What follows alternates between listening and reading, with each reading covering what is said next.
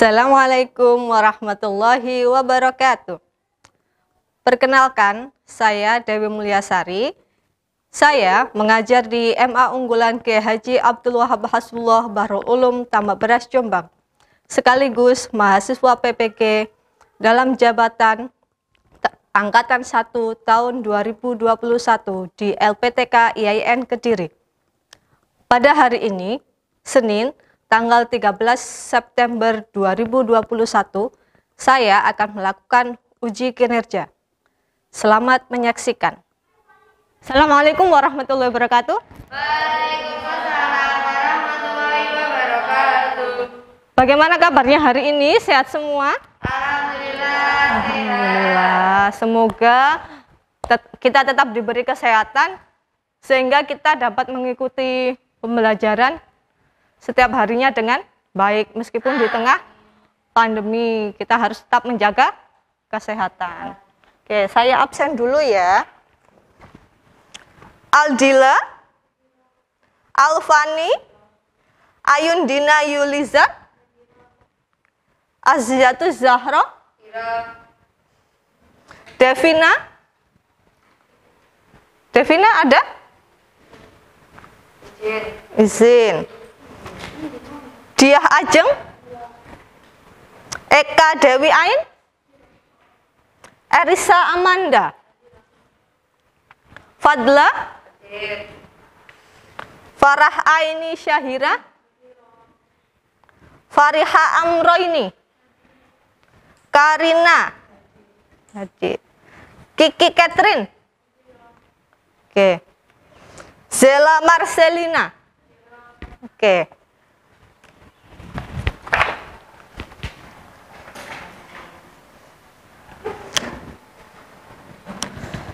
Sebelum kita mulai pembelajaran hari ini, Senin 13 September 2021, mari kita sama-sama membaca suratul Fatihah. Semoga pembelajaran kita hari ini berjalan dengan baik dan lancar. Hari ini.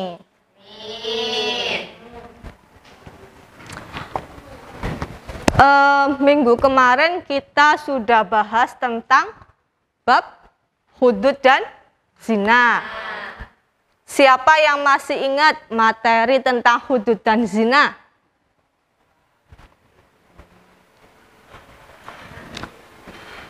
Hudud adalah pencegahan, terus? Tertentu yang telah ditetapkan oleh Allah. Ada lagi?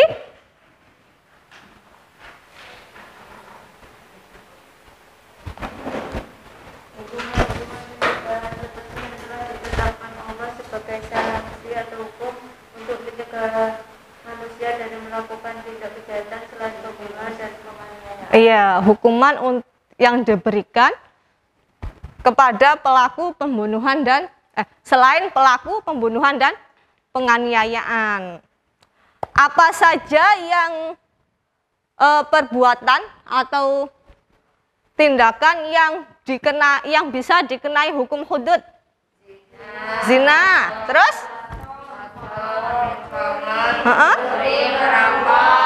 Merampok. Nah, kemarin kita bahas tentang zina.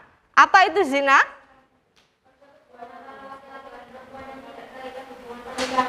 Iya, persetubuhan antara laki-laki dan perempuan yang tidak terikat hubungan pernikahan.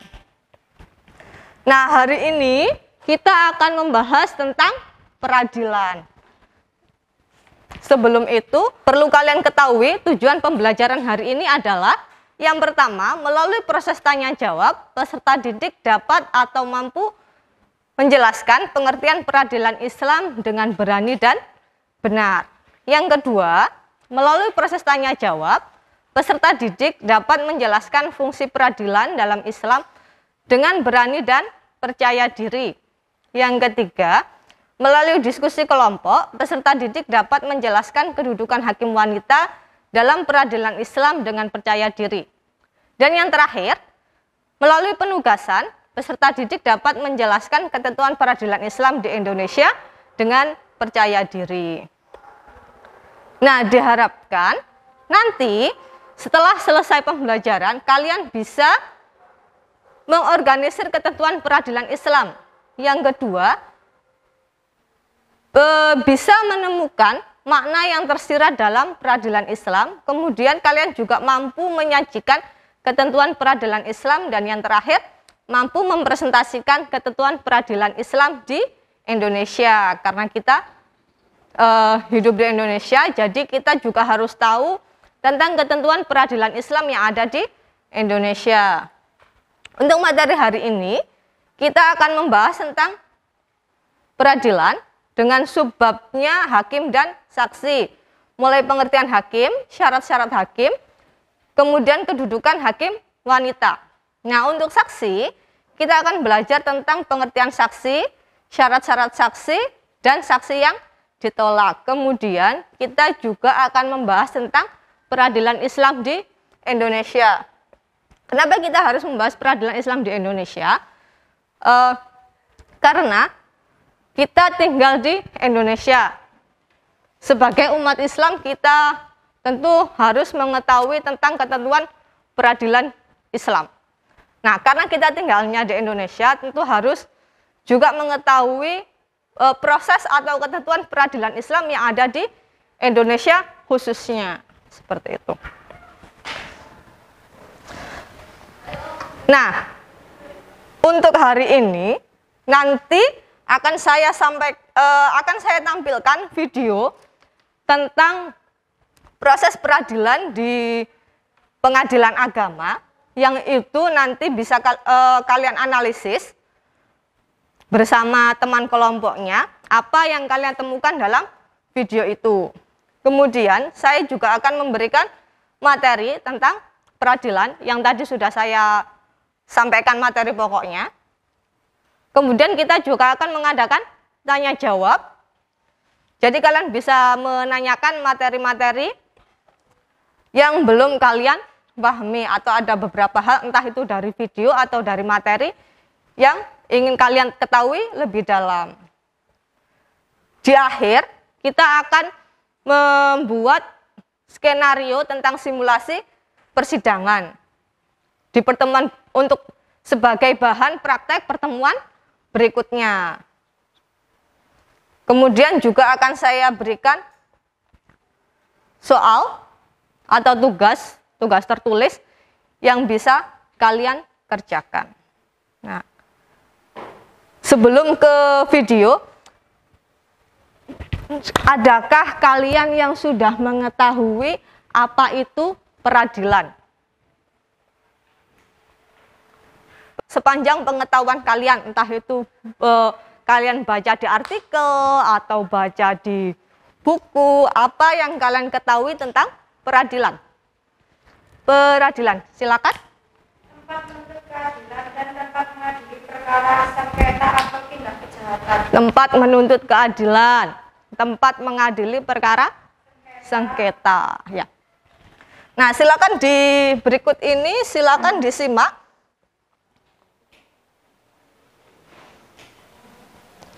Video tentang sidang perceraian di Pengadilan Agama Kuningan.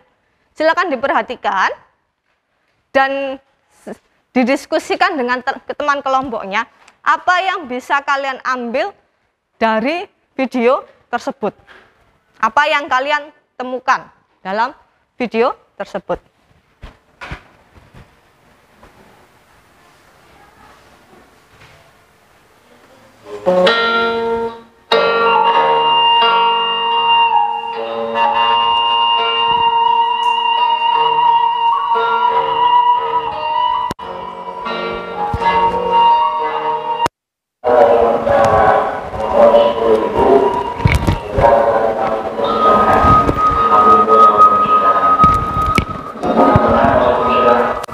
Yang ini pengacara saya yang mulia.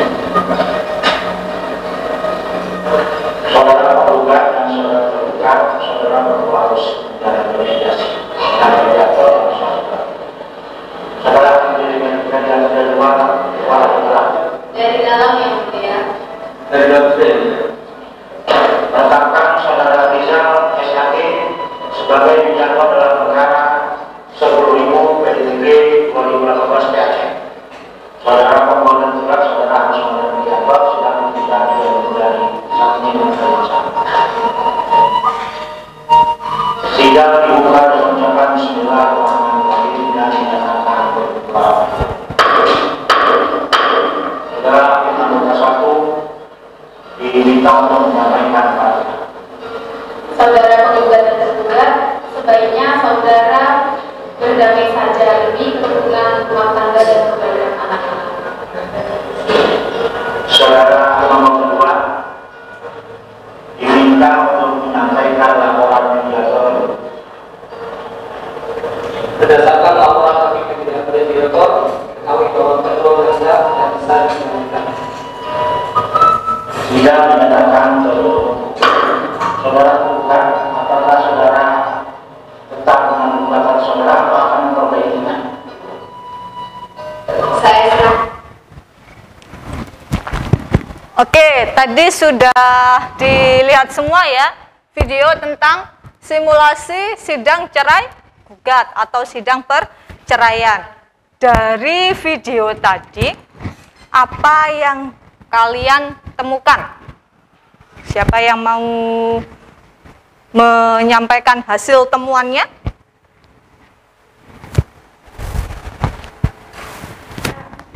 Silakan. Peradilan Islam dan peradilan agama berbeda. Keduanya memiliki aturan sendiri. Peradilan Islam mengatur semuanya, peradilan agama hanya perkara yang bersifat individu. Oke, gitu. Tadi juga hakimnya ada yang laki-laki dan perempuan ya. Nah, kalau di peradilan Islam boleh nggak hakim itu dari golongan perempuan?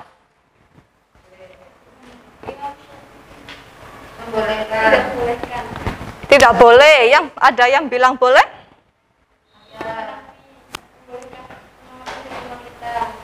Oke.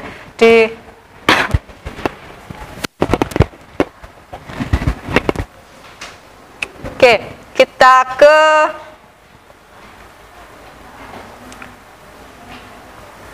kita simak dulu. Silakan dibuka elmanya dan materinya. Kita coba rinci atau kita coba analisis dari pengertian peradilan dulu ya. Nanti silakan dihubungkan dengan video yang kita buat tadi.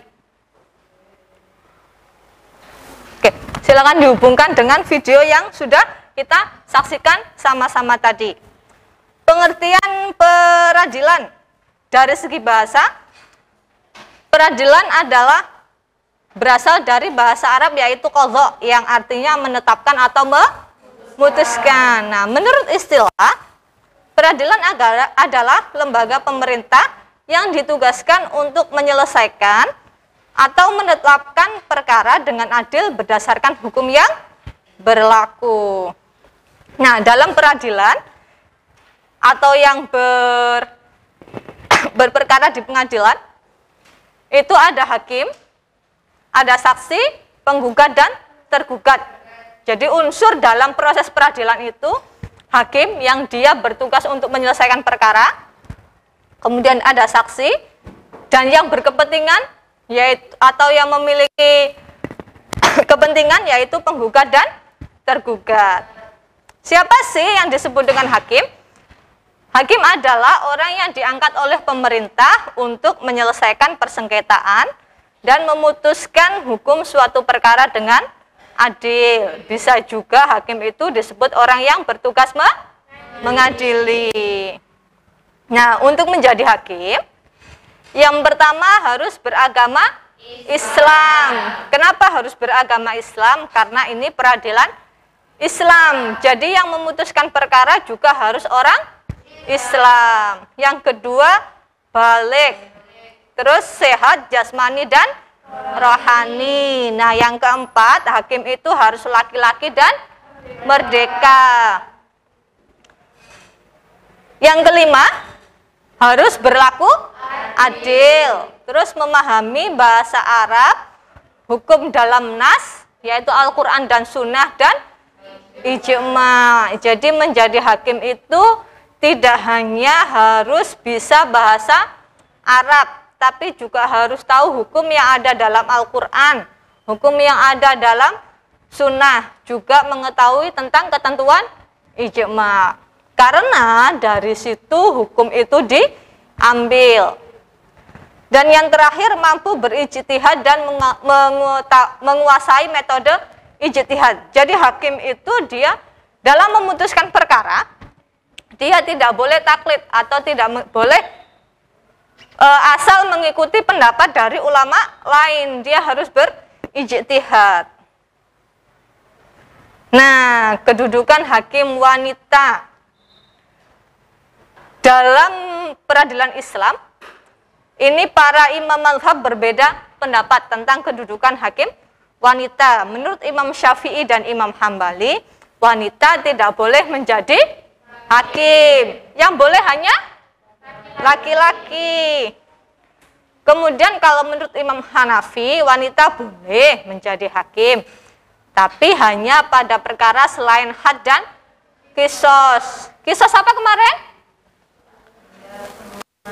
Iya, hukuman yang sepadan untuk pelaku pembunuhan. Kalau kasusnya tentang kisos atau tentang had, maka wanita tidak boleh menjadi hakimnya.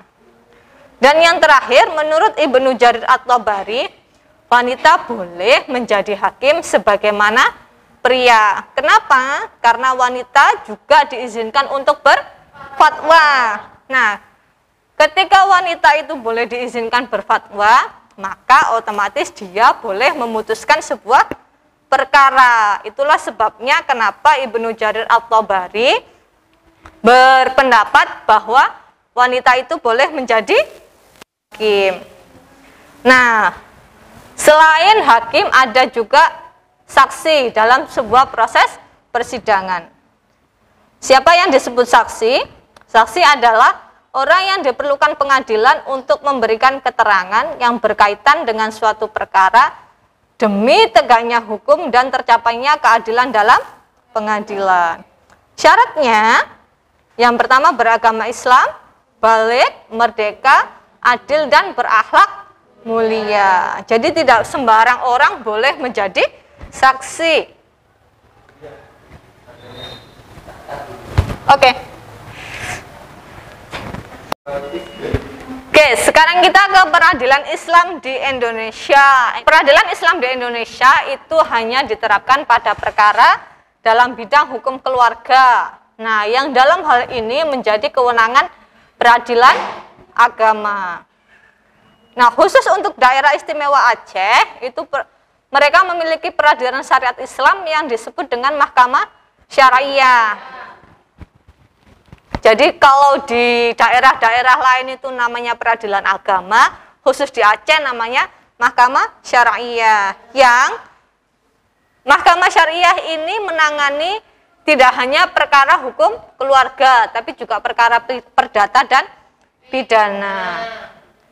Nah, peradilan agama adalah peradilan bagi orang-orang yang beragama Islam, yang peradilan tersebut berkedudukan di ibu kota kabupaten atau kota.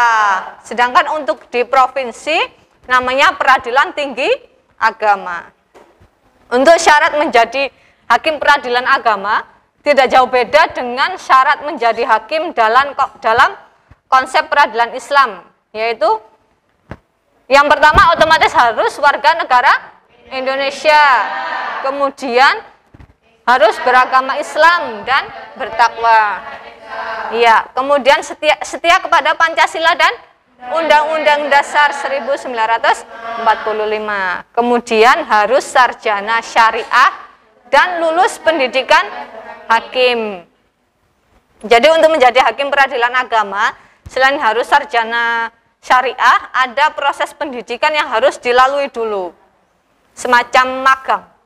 Kemudian sehat jasmani dan rohani, terus berwibawa, jujur, adil, dan berkelakuan tidak tercela, dan tidak pernah dijatuhi hukum pidana penjara. Yang terakhir, berusia minimal 25 tahun dan maksimal 40 tahun. Nah, ini perkara yang diadili di peradilan agama berdasarkan pasal 49 Undang-Undang Nomor 3 Tahun 2006 tentang peradilan agama, yaitu tentang perkawinan, waris, wasiat, hibah, wakaf, zakat, infak, sedekah, dan ekonomi syariah. Ini yang perkara yang diadili di peradilan agama. Nah, untuk yang di mahkamah syariah, selain tadi, perkara tadi, ada lagi tentang bidang muamalah atau hukum perdata, seperti tentang perikatan atau perjanjian, tentang jual beli, hutang piutang,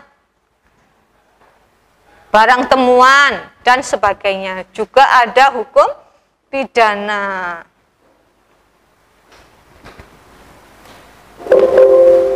Oke. Sampai di situ ada yang ingin ditanyakan? Silakan yang ingin ditanyakan dari materi yang sudah kita pelajari tadi.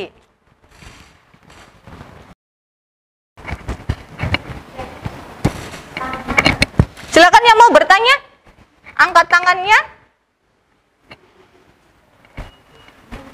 Yang mau, di skripnya sudah ada. Sudah saya kasih contoh pertanyaan.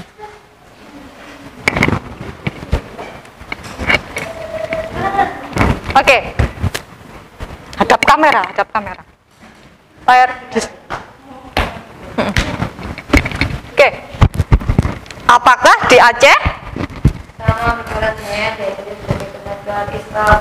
Oke, perkara jinayah diadili sebagaimana ketentuan Islam. Ya, untuk di Aceh ada beberapa ketentuan pidana yang diadili sesuai dengan ketentuan dalam peradilan Islam, tapi tidak semuanya, hanya beberapa perkara saja. Misalnya tentang zina, yang itu hukumannya apa dulu?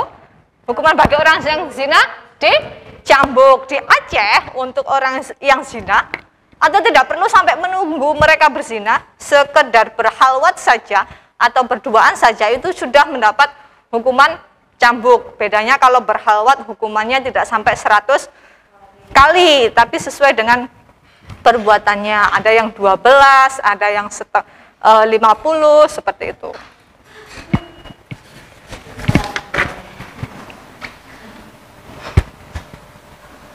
Oke. Masih ingat video yang kita lihat tadi tentang simulasi peradilan? Nah, sekarang silakan kalian buat skenario untuk simulasi peradilan yang akan kita praktekkan nanti di pertemuan yang akan datang. Hari ini silakan kalian buat skenarionya dulu. Nanti selesai membuat skenario, silakan dipaparkan ke depan agar teman-temannya bisa mengetahui dan menyimak bersama-sama. Oke, silakan dimulai. Saya kasih waktu 10 menit ya. Di situ silakan ditentukan siapa yang akan menjadi hakim, siapa yang akan menjadi tergugat dan penggugatnya, atau siapa yang berperkara, siapa yang harus menjadi saksi.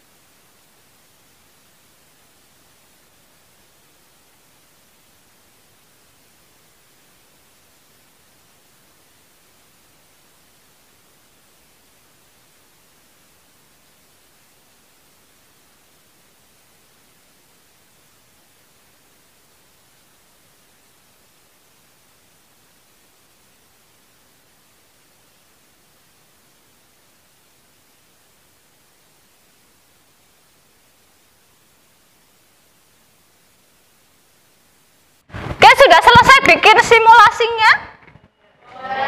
Sudah. Sekarang kelompoknya siapa yang mau mempresentasikan hasil atau simulasi peradilannya? Oke, silakan maju semuanya. Kita dengarkan bersama-sama ya.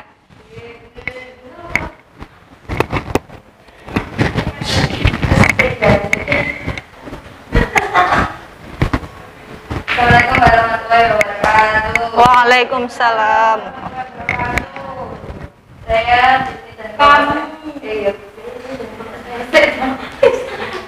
sini akan mensimulasikan peradilan, Mempresentasikan skenario simulasi. Ulangi. Kami di sini akan mempresentasikan simulasi peradilan. Saya sebagai hakim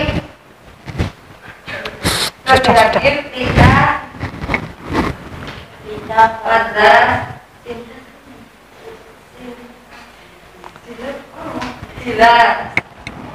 tiga orang ya, Sinta, Tita sama Dila sebagai hakim. Oke, yang jadi saksi? yang menjadi saksi Karina. Terus ceritanya kasusnya apa? Kasusnya karena suami berselingkuh dengan perempuan kegiatu. Oh, jadi suaminya berselingkuh dengan perempuan lain, sering selingkuh. Jadi istrinya nggak terima dan menggugat cerai. Oke, kasih tepuk tangan. Terima kasih. Silakan duduk kembali. Mau maju? Oke, berikutnya silakan kelompok yang mau maju. Ayo, semua maju.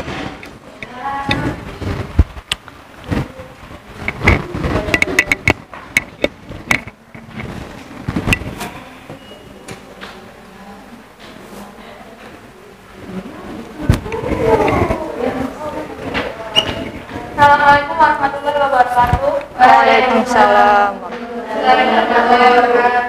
Ini kami akan mempresentasikan simulasi peradilan. Hakim terdiri dari 3 orang, yaitu Alfani, Sasmita, Zela. Saksinya Ica, tergugat kita, penggugat Husna. Kronologi kasus. Si suami jarang meluangkan waktu untuk keluarga, kemudian tidak menafkahi anaknya, kurang perhatian terhadap anaknya. Sang istri sudah sering menegurnya, namun sang suami taat pada istrinya, sehingga sang istri mau bercerai lagi waktu. Oke, jadi ini karena lagi-lagi suami ya yang digugat cerai. Suaminya sering? Suami. Iya, oke. Suaminya sering pergi, nggak pernah ngurusi anaknya, nggak pernah menafkahi anaknya, padahal sudah diingatkan oleh istrinya, sehingga istrinya menggugat cerai karena tidak tahan. Oke, kasih tepuk tangan. Sekian dari kami. Wassalamualaikum warahmatullahi wabarakatuh. Waalaikumsalam.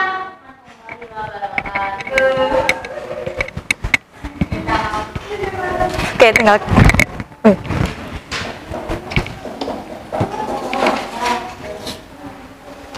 Oke, kita tadi sudah belajar tentang peradilan Islam, juga sudah membahas tentang peradilan agama atau peradilan Islam yang ada di Indonesia. Sekarang kesimpulan untuk pembelajaran hari ini bahwa peradilan Islam itu juga apa? Bagaimana kesimpulannya? Peradilan Islam dan peradilan agama itu sama tidak? Tidak. Bedanya apa? Kalau peradilan Islam, apa yang membedakan peradilan Islam dengan peradilan agama? Keduanya memiliki aturan sendiri. Terus apa lagi? Peradilan Islam mengatur semuanya, sedangkan peradilan agama hanya perkara yang bersifat Yang bersifat individu. Ada lagi yang mau menjawab? Ada yang berasumsi bahwa peradilan Islam dan peradilan agama itu sama?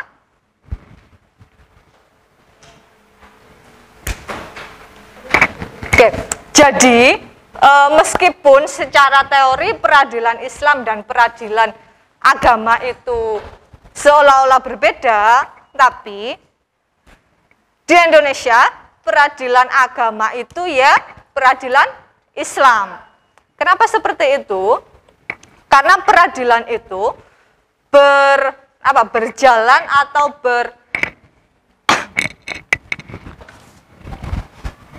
karena peradilan itu berubah seiring dengan keadaan atau seiring dengan situasi dan kondisi masyarakat pada waktu itu. Misalnya, dulu dalam aturan peradilan Islam itu kan tidak ada yang namanya advokat atau kuasa hukum. Gak ada ya, tadi kita belajar yang berunsur yang ada dalam peradilan Islam hanya hakim, saksi, tergugat, dan penggugat. Nah, sekarang karena misalnya tergugat dan penggugat itu entah dia jauh di luar kota atau ada hal-hal yang tidak bisa membuat dia hadir dalam persidangan, maka dia meminta kuasa hukum atau meminta advokat untuk menghadiri persidangannya sebagai wakil dari dirinya. Nah, itu salah satu contoh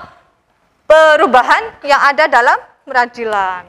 Jadi peradilan agama ya peradilan Islam yang ada di Indonesia gitu. Oke. Untuk pertemuan berikutnya kita masih akan membahas tentang penggugat dan tergugat ya. Nah, untuk simulasinya kita akan bahas di pertemuan yang ketiga di bab peradilan Islam. Jangan lupa untuk minggu depan tetap kita kembali mengakses Elma-nya ya untuk mengerjakan soal-soal yang ada di Elma. Oke. Kita tutup pembelajaran hari ini dengan bacaan Alhamdulillahirabbil alamin. Semoga yang kita pelajari hari ini memberi manfaat untuk kita semua. Amin. Tetap jaga kesehatan, selalu cuci tangan, rajin pakai masker, ya.